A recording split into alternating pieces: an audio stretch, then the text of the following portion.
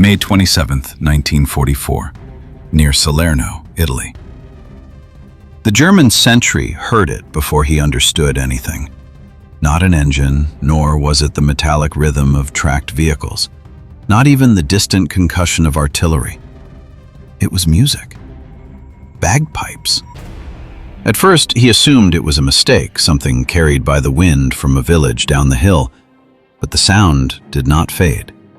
It held steady, drifting through the hills with a slow, deliberate confidence. The sentry shifted his weight and leaned forward, trying to place it. His training told him what to expect at night. Movement, whispers, the soft scrape of boots in dirt, a sudden burst of gunfire. But this was none of those things. The bagpipes did not belong on a modern battlefield, and that was exactly the point. The sound rolled through the trees like a signal from another century. It forced the mind to pause, to question what it was hearing. And in war, even a brief pause can become fatal. Then he saw the figure emerge from the darkness. A British officer, upright, walking as if there was no danger at all. Not crawling, not hiding, not rushing. Walking. Across his shoulder was not a rifle, and not a submachine gun either. It was a longbow, and in his hand, unmistakable even in low light, was a broadsword. The sentry stared, uncertain what he was looking at. This could not be real. No modern army sent officers into combat like medieval warriors. For a moment, disbelief overpowered instinct. The officer moved with complete calm, not reckless, not theatrical, controlled. Behind him, shapes moved in silence. British commandos trained for night assault. Men who had not come to make a statement, but to break a German position that had stalled Allied progress for weeks. The officer leading them was Lieutenant Colonel John Malcolm Thorpe Fleming Churchill. To his own men, he was already a legend.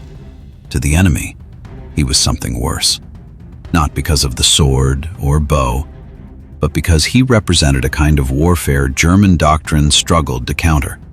Sudden, close, and psychologically destabilizing. He had not been trained to respond to an enemy who refused to behave like a modern soldier. And as the bagpipes continued in the dark, one truth became clear. The question was never whether Mad Jack Churchill was brave. The question was why his methods, so strange, so outdated in appearance, worked at all. Because in World War II, the most dangerous weapon was not steel. It was surprise. By 1943, German soldiers fighting in Europe had learned to expect a certain rhythm. They expected tanks to probe roads and open ground, artillery to prepare every major assault, and aircraft overhead when weather allowed. They understood British doctrine well enough to anticipate it. To most German officers, British forces were disciplined, well supplied, and increasingly dangerous, but also methodical. British attacks, in their experience, followed a recognizable pattern: reconnaissance, fire preparation, a measured advance, and consolidation. Predictability was not just comforting, it was the foundation of German defense. The German system depended on calculation. It depended on being able to guess where pressure would come and how long it would last. Their defensive doctrine was built around fixed strongpoints anchored in terrain, interlocking machine gun positions, road denial, and pre-sighted fire lanes, local reserves positioned for rapid counterattack, holding ground long enough for artillery to break the assault. This was not a desperate system. It was an engineered one. German infantry were trained to endure, to stay in cover, to accept losses, to hold their positions until the attacker ran out of momentum. And for much of the war, it worked. Even when Germany was outnumbered, even when the air was hostile, German units could still delay an advance by forcing the enemy into a slow, expensive grind. But in the Mediterranean, then later in Northwest Europe, something began to spread that did not fit the model. Not large assaults, not deliberate attacks. Raids, night movement, ambushes, small units striking from unexpected directions in unexpected ways and vanishing before artillery could respond. The men trained for this were not ordinary infantry. They were commandos, and among them was one officer who refused to fight the war the way modern armies expected. Not because he misunderstood modern warfare, but because he understood something more fundamental, that fear travels faster than gunfire. And once fear enters a defensive system, the system begins to fail before the first position is even overrun. If you're enjoying this piece of content so far, please leave a like, comment, and subscribe to the channel. Your support helps us make more videos like this. John Churchill did not appear on the battlefield as a myth. He was not a civilian playing at war. He was a professional British Army officer shaped by discipline, training, and a deep understanding of violence. Before World War II, he had already served in uniform. He understood orders, chain of command, and the reality of combat. By the time the war began, Churchill was not improvising. He was applying a philosophy, and that philosophy was simple. Modern war is not only won by firepower, it is won by control, of timing, of perception, and of fear. Psychological warfare. Churchill's reputation came from what he carried. The sword was not a costume. It was a statement. In close quarters, during raids, in darkness, in confusion, a sword was silent. It was immediate. It required no reload, no safety catch, no hesitation. It symbolized certainty at the exact moment most men felt uncertainty. The longbow was even more deliberate, not because it was efficient in the modern sense, but because it produced a kind of confusion that German soldiers were not trained to process. A rifle shot is immediately understood. A grenade blast is easily recognized. But a man being struck without gunfire, without warning, creates a moment of disbelief. And disbelief in combat is dangerous. Then there were the bagpipes. In a modern battlefield where sound normally meant engines, boots, radios, or artillery, bagpipes meant nothing at all. And when soldiers cannot interpret a sound, they hesitate. Hesitation is a crack.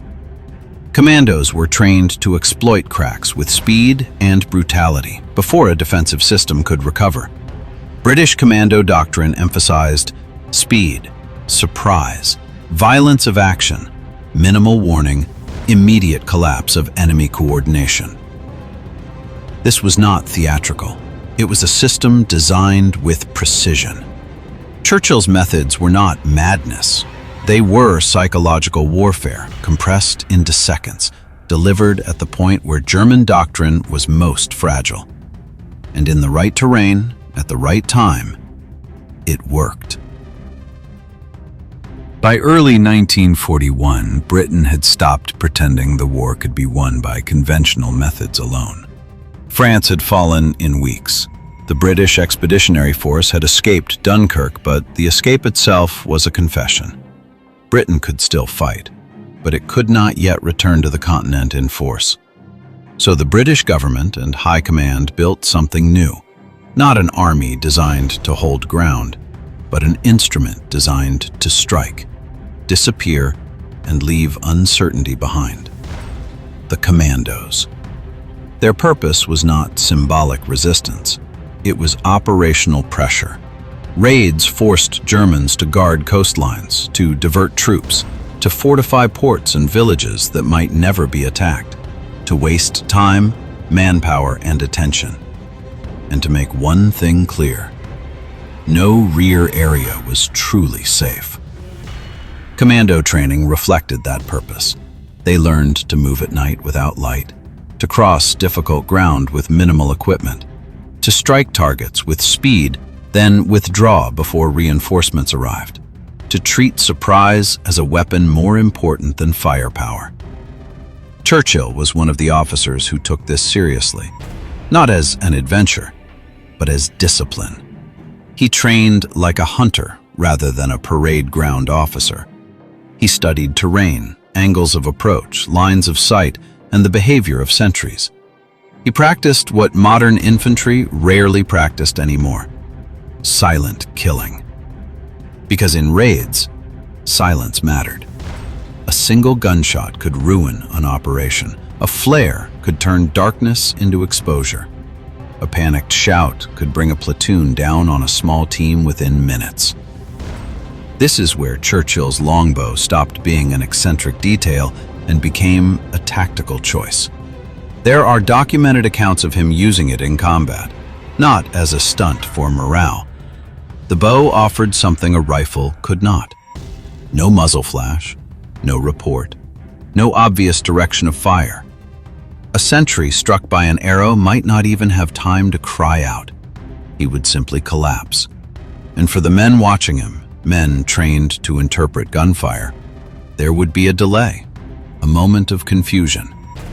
That delay was all the opening a commando raid needed. Because raids did not succeed by trading fire. They succeeded by breaking routine before the enemy could react. German coastal troops, especially in the early years, relied heavily on routine.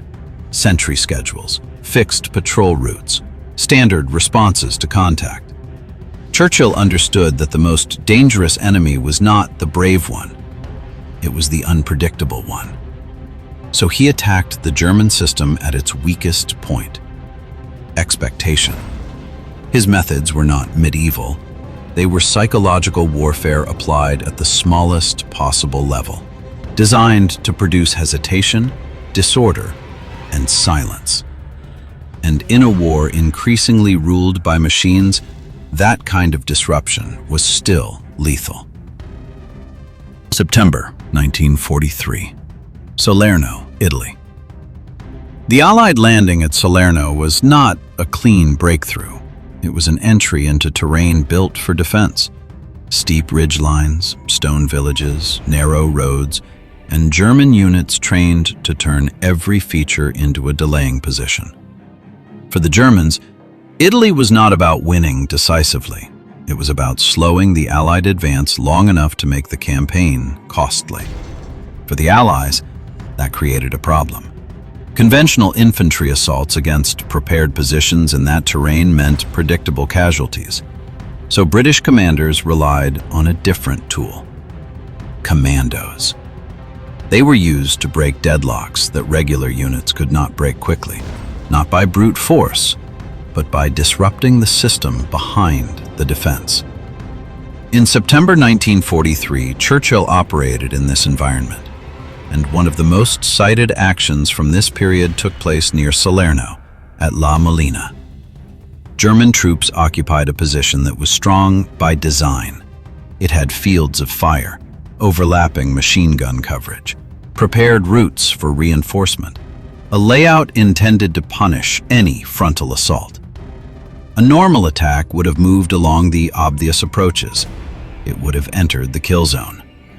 The Commandos did not. They moved at night, quiet, close, using terrain the Germans believed was too difficult to approach from. Then they struck. Accounts describe Churchill advancing upright in the dark, sword in hand, directing his men with complete calm. But the important part is not the image. It is the effect. The raid produced real operational results. Dozens of German soldiers were captured in a single action, commonly cited around 40, without a prolonged firefight and without a large infantry assault. That outcome is not explained by only a sword. It is explained by speed, unconventional strategy, and collapse.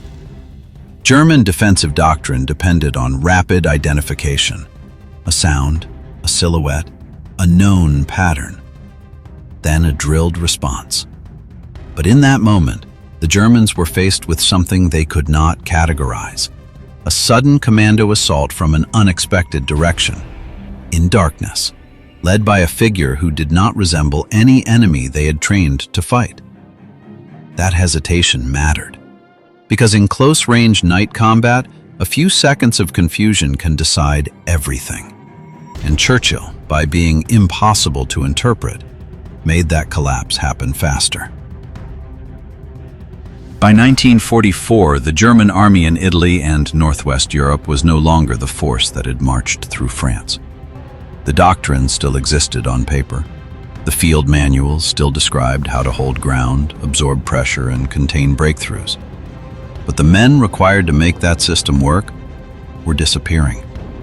German units were exhausted, short on fuel, short on transport, short on artillery ammunition, and increasingly short on the one resource that could not be replaced quickly: experienced NCOs. The German defensive system depended on them. Sergeants and section leaders were the ones who kept squads steady under shelling. They maintained fields of fire. They enforced discipline. They restored order after a shock. By 1944, many of those men were dead, wounded, or scattered across multiple fronts. In their place came replacements, younger soldiers, less trained, often unfamiliar with the terrain, and fighting under constant Allied pressure from the air. This mattered more than equipment, because defensive warfare is not only about weapons, it is about behavior. A defender must hold position even when the situation becomes unclear, even when communication breaks or the attack comes from an unexpected direction. Commandos were built to destroy that certainty. Their raids were not designed to win long battles. They were designed to create confusion faster than an enemy command structure could correct it. Churchill's raids worked because the British commando system supported them. Training standards were high. Leadership was aggressive and decentralized. Communication was simple and direct. Missions were limited, specific, and realistic. And extraction plans were built into the operation from the beginning. German units increasingly relied on the opposite: static positions, rigid command structures, fear-based discipline, and men who had not been trained long enough to improvise when the plan collapsed. So when Commandos struck, German troops did not simply lose ground. They lost coherence. And once coherence was lost, even a strong defensive position became useless. This is why Churchill became feared, not because he was a superhuman, but because he represented a type of war Germany was no longer built to withstand. A war where the enemy did not behave predictably. Churchill's war did not end in a clean victory scene. It ended the way most wars end for most men, with exhaustion, chance, and the machinery of the battlefield closing in. In 1944, during operations on the Adriatic side of Italy and later in the Balkans, Churchill was eventually captured. Not because his methods stopped working, but because World War II was still governed by mass forces: artillery, air power, armored movement, signals intelligence, logistics. A single officer could create shock. He could collapse a position and take prisoners. But no individual, no matter how aggressive, could control the larger system once it moved against him. Churchill's capture was a reminder of the real scale of the war. Even the most unconventional fighter was still vulnerable to the same realities as everyone else. A patrol cut off, landing gone wrong, a position surrounded, a moment when extraction was no longer possible. He was taken into German custody and eventually sent through the prisoner of war system that held thousands of Allied soldiers. And here, the story becomes quieter. No sword, no bow, no bagpipes. Only survival. Churchill lived through captivity. He endured the final year of the war, and when Germany collapsed in 1945, he walked out alive. That alone places him among the fortunate, because for every story that ends with a legend, there are thousands that end with a name lost in a list. After the war, Churchill's legacy was often reduced to a single image: a man with a broadsword, a longbow, bagpipes. A heroic spectacle. But that framing misses the real truth. It is a lesson about modern warfare that many armies learn too late. The battlefield is not always ruled by the most advanced weapon. It is ruled by the system that adapts fastest. By 1940, Britain had learned it could not fight Germany by repeating old methods, so it built a new kind of force. Small, fast, disciplined, designed to strike where doctrine could not predict. The Commandos were an adaptation. Churchill was an extreme example of that adaptation. He understood something that mattered more than equipment. German defenses were built on expectation, on routine, patterns, and the assumption that the enemy would behave logically. Churchill broke that. His story endures because it reveals something that modern warfare often tries to hide.